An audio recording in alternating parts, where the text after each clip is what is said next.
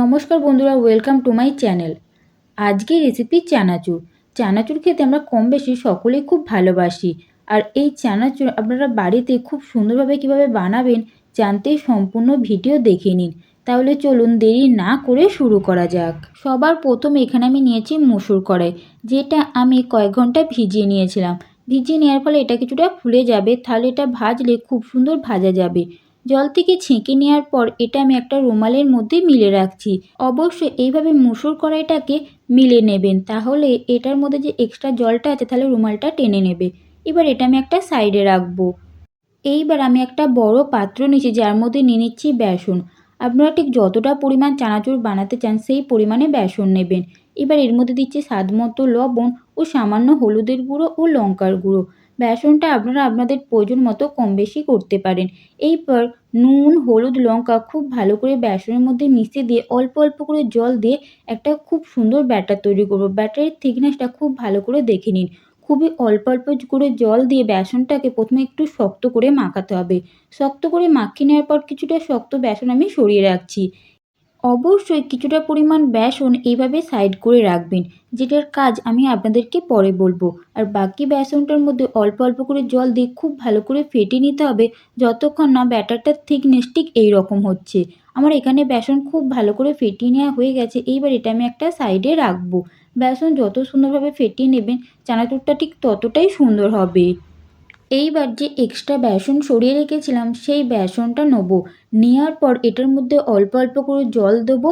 এটা খুব ভালো করে মাখিয়ে নেবো, তার সাথে খুব ভালো করে ফেটিয়ে নেবো। খুব ভালো করে ফেটিয়ে নেওয়া হয়ে গেলে এটার মধ্যে আবারও কিছুটা জল অ্যাড করে এটা পাতলা ব্যাটার তৈরি করে নিতে হবে। খুবই পাতলা, ঠিক যেরকম বোঁদে ভাজলে ব্যাটার তৈরি করে। এখানে আমি এটা খুব ভালো করে তৈরি করে নিচ্ছি। আর এর মধ্যে আমি কোনো রকম ফুড কালার অ্যাড করব না। আপনাদের কাছে যদি ফুড কালার অ্যাভেলেবেল থাকে আপনারা সবুজ কালারের ফুড কালার অ্যাড করতে পারেন, কিন্তু আমি এখানে কোনো ফুড কালার অ্যাড করব না। চানাচুর বানানোর জন্য সবার প্রথমে আমি ঝুড়ি ভাজবো। তার জন্য এইরকম একটা মেশিনে ব্যবহার করছি, যেটাতে দুটো ছিদ্রওয়ালা প্লেটের আমি ব্যবহার করব। সবার প্রথমে ছোট ছিদ্রওয়ালা প্লেটটা পরিয়ে নেওয়ার পর এর মধ্যে বেসন ভরে নিচ্ছি। এরকম মেশিন আপনারা অনলাইনে অ্যাভেলেবেলই পেয়ে যাবেন। ফ্লিপকার্ট বা অ্যামাজন থেকে অর্ডার করে নেবেন। সম্পূর্ণ মেশিনটার মধ্যে আমি খুব সুন্দর করে বেসন ভরে নিয়েছি। এবার এটা বন্ধ করে ঝুড়িগুলো খুব সুন্দর করে ভাজবো। তেল হালকা গরম হতে হবে, গ্যাসের ফ্লেম একদম লোয়ে হতে হবে। আর ঠিক এইভাবে মেশিনের সাহায্যে বেসন তেলের মধ্যে ছাড়তে হবে, তাহলে দেখবেন ঝুড়ি ভাজাগুলো খুব সুন্দরভাবে তৈরি হয়ে যাচ্ছে। এইবার এটা খুব ভালো করে উল্টে পাল্টে ভেজে নিলেই হবে। খুব ভালোভাবে ভেজে নিয়ে এটা আমি তেল থেকে তেল ঝরিয়ে তুলে নেবো। এই একই প্রসেস আমি সরু কাঠের ঝুড়ি বানিয়ে নেব। এই মেশিনের সাহায্যে কিন্তু খুব সুন্দর ঝুড়ি ভাজাও বানানো যায়। এইভাবে আমি সরু কাঠের ঝুড়ি খুব ভালো করে ভেজে নিয়েছি। এইবার আমি মোটা কাঠের ঝুড়ি বানাবো। তার জন্য প্লেটটা চেঞ্জ করে নিয়েছি। নেওয়ার পর ঠিক এইভাবে তেলের মধ্যে মোটা কাঠির যে ঝুড়িগুলো বানাবো এইভাবে একইভাবে তেলের মধ্যে বেসনকে ছেড়ে দিতে হবে। যেহেতু প্লেটটা বদলে নিয়েছি তাই কাঠিগুলো একটু মোটা হচ্ছে। এবার এটা খুব ভালো করে একটু নাড়িয়ে নাড়িয়ে ছাড়িয়ে দেবো। দেওয়ার পর খুব ভালো করে ভেজে নেবো।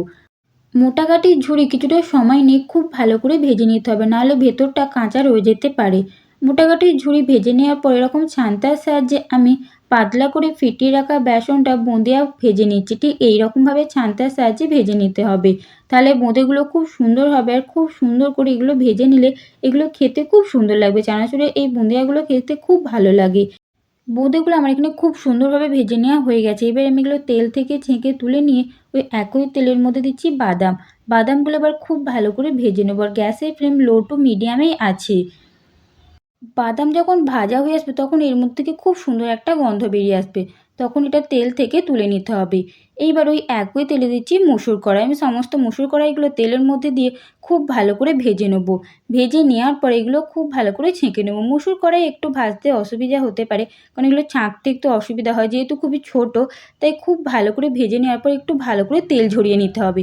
এই একইভাবে মসুর কড়াই ছেঁকে নেওয়ার পর ওই একই তেলে আমি দিয়ে দিচ্ছি চিড়েগুলো খুব তাড়াতাড়ি ভাজা হয়ে যাবে। চিড়েগুলো ভেজে নেওয়ার পর খুব ভালো করে তেল ঝরিয়ে নিতে হবে, কারণ চিড়ে একটু বেশি পরিমাণে তেল টানে।